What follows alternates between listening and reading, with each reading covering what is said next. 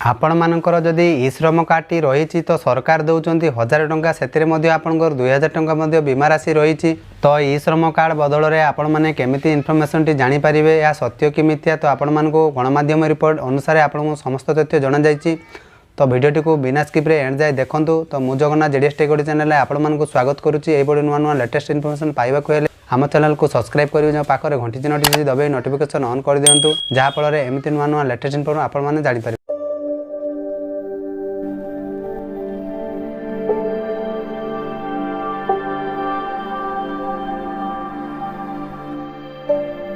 तो ये आपण मैंने देखिपे जो ई श्रम आपण मैंने बनई तो आपण मान ई श्रम कार्डटी रही तो आपण मैंने देखी दिंतु जो सरकार द्वारा जारी कर ई श्रम कार्डटी तो 1000 टंका देउछंती सरकार से आपणकर 2 लाख टंका बीमा मिलुची। तुरंत करंतु आवेदन ई श्रम रे आपण को मिल 1000 टंका सरकार दौरान जहाँफल आप 2 लाख बीमा से पाइपर। तो आवेदन करवा भी खूब सहज अच्छी। तो आपण मैंने एपर्यंत आप ई श्रम कार्डटी बनई ना तो आप बनई नियंतु जो मानकर ई श्रम कार्डटी रही तो आपण बहुत बड़ खुशी खबर रही। तो ये आपण मैंने देखिपे जो ई श्रम कार्ड हिताधिकारी माने केंद्र सरकार पक्षर अनेक गुड़िया योजना आरंभ कर अनेक गुड़िया योजना कार्यकारी होगा सहित समय क्रमे से संशोधन होता है। यही योजना गुड़िक मध्यरु अनेक से भारतीय जो माने आर्थिक दृष्टि दुर्बल किंबा गरीब श्रेणीर गरीब श्रमिक परिवार केंद्र और राज्य सरकार द्वारा परिचालित योजना गुड़िक मध्यरु ई श्रमिक योजना माध्यम अन्यतम। यही योजना अधीन ई श्रम कार्ड बाहर करने निहाती आवश्यक जहाँ द्वारा कि आर्थिक दृष्टि दुर्बल श्रेणी लोक अनेक लाभ पाइपर। तेबे यह घरे बसी बाहर करें तेबे यह किभली घरे बसी बाहर करेंगे ता जानी दिंतु ना ई श्रमिक योग्यता कौन रही। ई श्रमिक योजना कौन ना आर्थिक दृष्टि दुर्बल विभाग पाई सरकार ई श्रम कार्ड योजना आरंभ कर अधीन प्रति मासरे हिताधिकारी बैंक अकाउंट को 500 रु 1000 टंका आसे। यह व्यतीत आपण मानकर ई श्रम कार्ड मूल उद्देश्य होउची लोक मानक रोजगार जोगाइबा। अनेक श्रमिक ई श्रम पोर्टाल माध्यम लाभ पाइपर। अणसंगठित क्षेत्र में प्रवासिक श्रमिक प्लाटफर्म कर्मचारी निर्माण श्रमिक घरोई श्रमिक रास्ता कड़ दोकानी एवं कृषि क्षेत्र में यही योजना उपकृत हो पारे। जो ई श्रम कार्ड जो मान हिताधिकारी मानकर रही से आपणकर बैंक अकाउंट रे 500 रु 100 टंका आसे। यह व्यतीत ई श्रम कार्ड मूल उद्देश्य होउची आपणकर अणसंगठित क्षेत्र में प्रवासिक प्लाटफर्म कर्मचारी निर्माण श्रमिक घरोई श्रमिक रास्ता कड़ दोकानी एवं कृषि यही योजना उपकृत हो पारे। जदि आपण पाखे ई श्रम कार्डटी रही ताहले आपण माने 500 रु 1000 टंका पाइपर। जदि आपण माने टाटस टी देखिए तो आपन को मिली ना नहीं तो आपण मते कमेंट लिखि जणातु मु आपन को संपूर्ण गाइड करी। तो ये आपण माने देखि पारुथिबे कि श्रमिक माने 2 लाख टंका पर्यंत दुर्घटनाग्रस्त बीमा पाइपर। तो 2 रही आपंकर गर्भवती महिला माने पिला मानकर भरणपोषण सहायता पाइपर।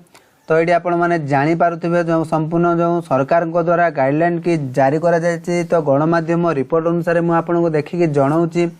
तो ये 3 रही आपर दुर्घटन अक्षम हेले 1 लाख टंका आर्थिक सहायता।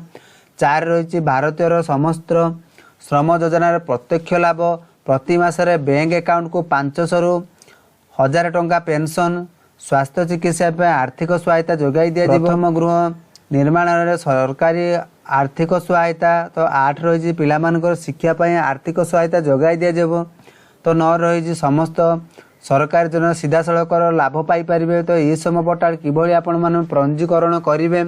तो ई श्रम पोर्टाल पंजीकृत करने को हेले किंबा आपण ई श्रम कार्डटी बनइबा को हेले आपण सर्वप्रथमे जो वेबसाइट रही www.isram.gov.in को जाइए से रजिस्ट्रेशन करने को पड़ो। प्रथमे आपणकर पंजीकरण एक फॉर्म रही क्लिक करने को पड़ो। फॉर्म पूरण करने परवर्ती प्रक्रिया संपूर्ण करेंगे। तो आधार नंबर सहित संपृक्त मोबाइल नंबर फोन मध्य प्रवेश कराइबे जहाँफल यहाँ ESI स्थित EPF एवं कैप्चा कोड देवाई पड़ो। यापर फोन रे OTP आसो। यह पंजीकरण फॉर्म रो समस्त तथ्य पूरण करें। यह सब पूरण हो सारा पर आपण मैंने ये देखिपे पर डॉक्यूमेंट वेबसाइट अपलोड करेंगे। तापर दाखल बटन ऊपर क्लिक करेंगे। यही आपंकर ई श्रम पोर्टाल पंजीकृत करें।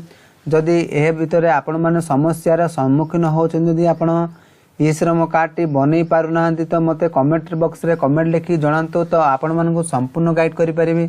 जो आपण मानको रहिछि प्रति मास रे बैंक अकाउंट को 500 रु 100 टंकार जो पेंशन रहिछि किंबा आपणकर जो 1000 टंका आपण बैंक अकाउंट रे तुरंत आपण मिली जाउछि जो मानकर ई श्रम कार्ड टी रहिला जो सरकार को द्वारा आपण जो ई श्रम कार्ड रे 1000 टंकार जो मिलुछि पैसा टी तो आपणकर बैंक अकाउंट रे केमिति चेक करिवे ना जदि आपण से चेक करियर प्रोसेस जदि आपण माने जानि नाहंती तो मते वीडियो तळे कमेंट लिखि जणांतु तो आपण मानको से लिंक आपण को डिस्क्रिप्शन रे देई देबी किंबा सेति पय आपण माने एक वीडियो नै आसीबी।